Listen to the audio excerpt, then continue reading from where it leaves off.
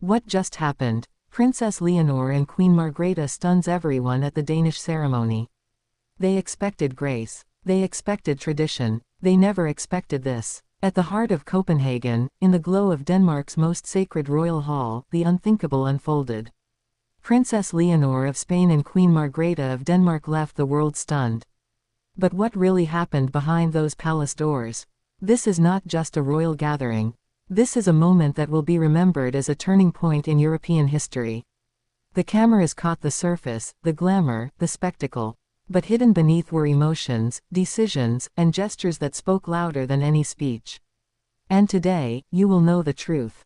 From the very first step Leonor took onto Danish soil, whispers followed her. The heir to Spain's throne, only just beginning her adult role, had come to Denmark not as a guest, but as a force. Every gaze fell on her. Every movement analyzed. And then came the ceremony, where centuries of tradition met a spark of change.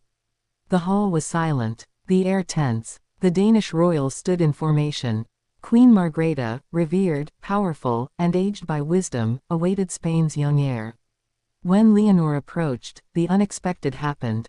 A bow, a smile, a subtle but deliberate gesture from Queen Margrethe herself. The queen extended her hand, not with distance, but with warmth. Leonor didn't hesitate. She accepted it, and in that brief clasp, an entire continent saw the old and the new colliding. What did this mean? Why did it matter? For decades, Queen Margrethe has been the embodiment of Danish monarchy, firm and unyielding.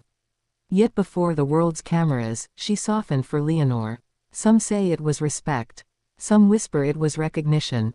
And others claim it was a silent message to Europe: Leonor is not just Spain's future.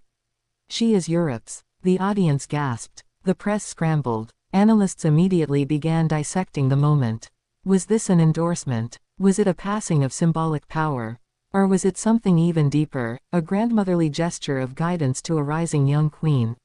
And Leonor herself, calm, poised, her eyes shone, but she never broke composure. She radiated a balance of humility and authority rarely seen in someone her age. She didn't merely attend the ceremony, she transformed it.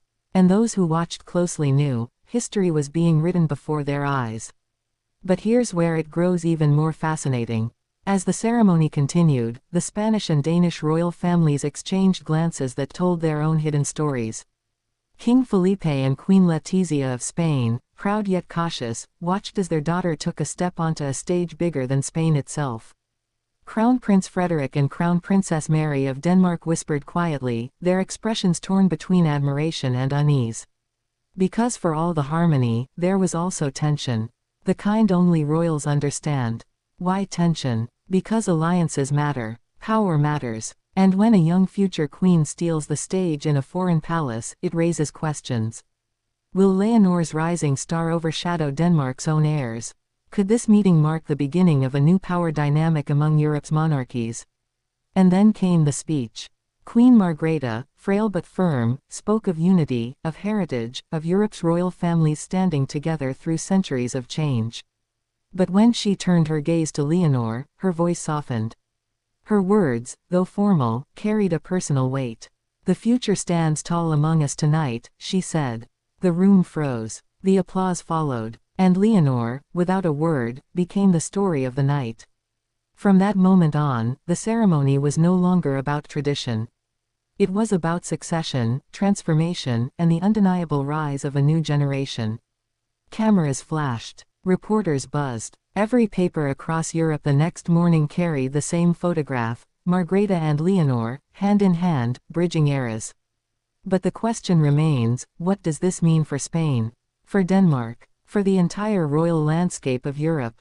Leonor has shown she is ready to carry more than just Spain's crown. She has shown she can command respect on foreign soil, in the presence of the most senior monarchs. And with her every move, she challenges the notion that youth is weakness. Instead, she proves that youth can be destiny. The ceremony ended with tradition, but the echoes of that night continue. Behind palace walls, discussions stir. Alliances strengthen. And quietly, in the hearts of millions, admiration for Leonor grows. This was not just a royal event. This was a coronation of spirit, a foreshadowing of what is to come. Queen Margrethe stunned the world not because of her words, but because of her actions. Princess Leonor stunned us because, in her, we saw the unfolding of history. What just happened? The old guard embraced the new. A queen acknowledged a queen in waiting. And Europe witnessed the beginning of a legacy that will define the century. And this is only the beginning.